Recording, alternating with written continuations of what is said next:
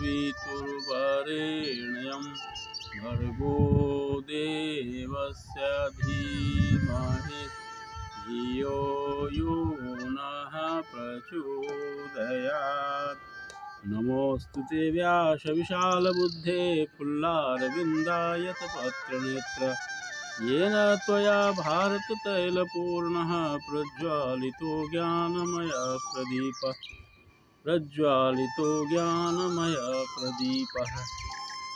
सच्चिदानन्दरूपाय विश्वोत्पत्त्यादिहेतवे तापत्रयविनाशाय श्रीकृष्णाय वयं नमः। वन्दे राधापदाम्भोजं ब्रह्मादिशुरवन्दितं यत्कीर्तिं कीर्तनेनैव पुनाति भुवनत्रयम्।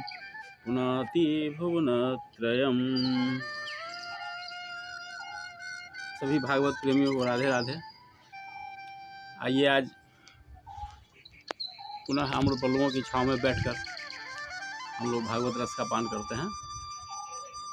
अभी तक हम लोगों ने देखा समुद्र मंथन की पावन कथा का हम श्रवण कर रहे हैं।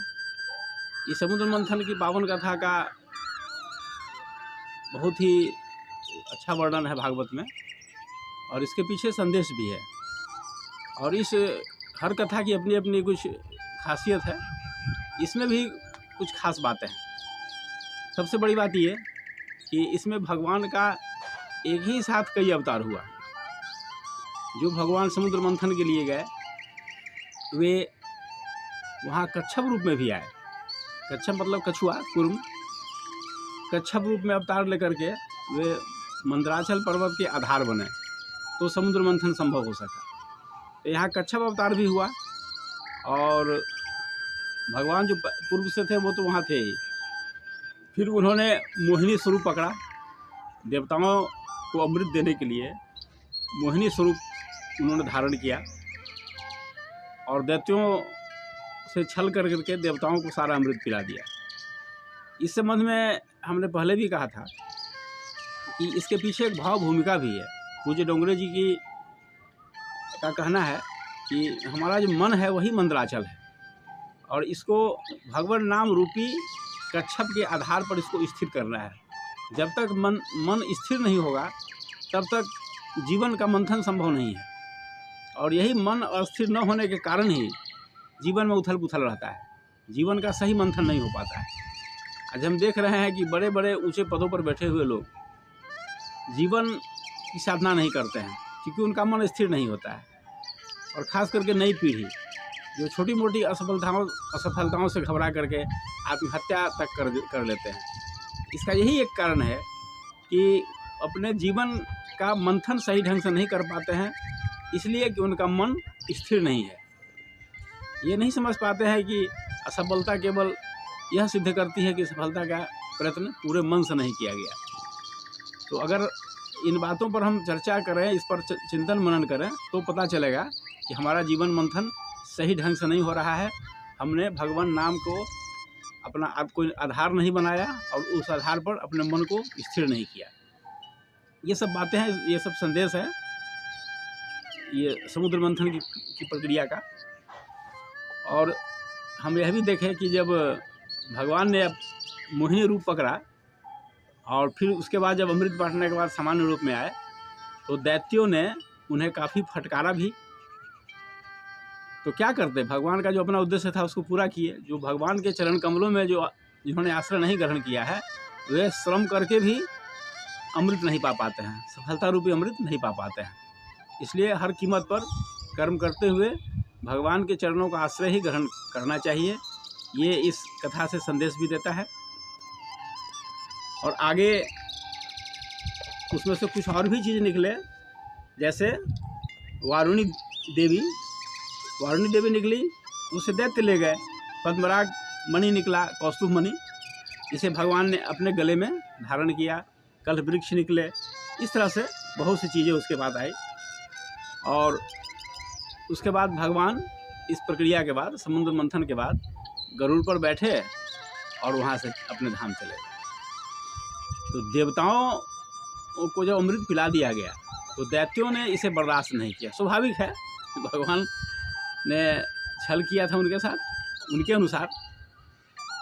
तो दैत्यों को बर्दाश्त नहीं हुआ, उन्होंने भगवान को खूब फटकारा भी और देवताओं पर उन्होंने धावा बोल दिया, देवताओं से युद्ध करने लगे। इसके बाद वही समुद्र मंथन के बाद देवासुर संग्राम हुआ, जिसकी चर्चा शास्त्रों में है और हम लोग भी इसकी चर्चा सुनते हैं, कहीं न कहीं इसकी चर्चा होती है या जानते हैं किसी न किसी रूप में। तो यही समुद्र मंथन में अमृत न पीने के कारण दैत्यों ने इसे बर्दाश्त नहीं किया और देवताओं के ऊपर हमला कर दिया।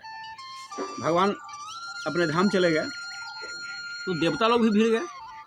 देवता लोग चुप क्यों बैठते? उनको तो अमृत पीने के बाद उनके शरीर में नवीन शक्ति का संचार हुआ था, तो शक्तिशाली हो ही गए थे। वे भी दैत्यों से भीड़ गए और इस तरह से हम देखते हैं कि क्षीर सागर के तट पर भीषण संग्राम हुआ था देवताओं और दैत्यों के बीच, और पुराणों में यह देवासुर संग्राम के नाम से प्रसिद्ध है।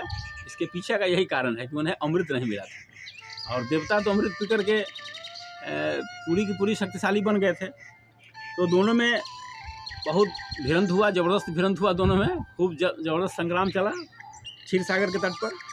दैत्यों के सेनापति बलि थे। बलि वही हाईएस्ट विमान पर सवार थे। अभी तक हम लोगों ने आमतौर पर पुष्पक विमान की चर्चा सुनी है कि वह मन की गति से चलता है और जितने भी लोग चाहे उसमें बैठ सकते हैं। उसी प्रकार का वैसा ही शक्तिशाली प्राचीन भारत में एक वही हाईएस्ट विमान था जो बलि के पास था और बलि उसी पर बैठ करके युद्ध करते थे। सेनापति थे दैत्यों के। वह भी विमान मन की गति से चलता था, जिधर इच्छा हो उधर चल दे, जितने लोग चाहे उस पर बैठ जाएं। उस पर बैठ करके माया शक्ति का ही प्रयोग करते थे। तो जब देखे कि दैत्य हार रहे थे तो बलि ने माया का प्रयोग किया और माया का प्रयोग करके देवताओं को हराना चाहा। देवताओं में खलबली मच गई और इंद्र ने बहुत प्रयास किया कि उस माया को काटें।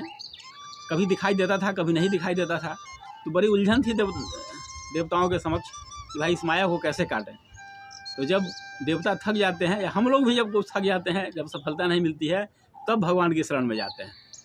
अगर पहले ही से भगवान की शरणागत रहें तो फिर जीवन में कभी कोई कष्ट नहीं आवे।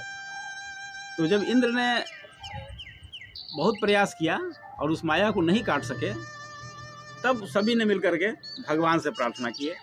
भगवान आए और भगवान के आते ही सभी प्रकार की माया समाप्त हो गई, क्योंकि भगवान तो मायापति हैं। मायापति के सामने माया क्या टिक सकता है। भगवान जैसे ही प्रकट हुए वैसे ही बलि की सारी माया समाप्त हो गई। इसके आगे क्या हुआ फिर अगले एपिसोड में चर्चा करते हैं। थोड़ा थोड़ा करके भागवत रस का पान करते रहें और आनंद लेते रहें। ये जीवन की सार्थकता इसी में है। जितने देर भगवान की चर्चा हो वही उतना ही जीवन सार्थक है। बाकी जीवन की कहीं कोई गिनती नहीं होती है। हम लोग अपने आप को लाख होशियार समझें, लेकिन ऐसा कुछ नहीं है। जो समय भगवत चर्चा में कटे वही जीवन की सार्थकता है। इतना हम हमेशा याद रखें। भागवत कथा सुनने का यही लाभ है। ओम शांति शांति शांति सर्वारिष्ट सुशांतिर्भवतु।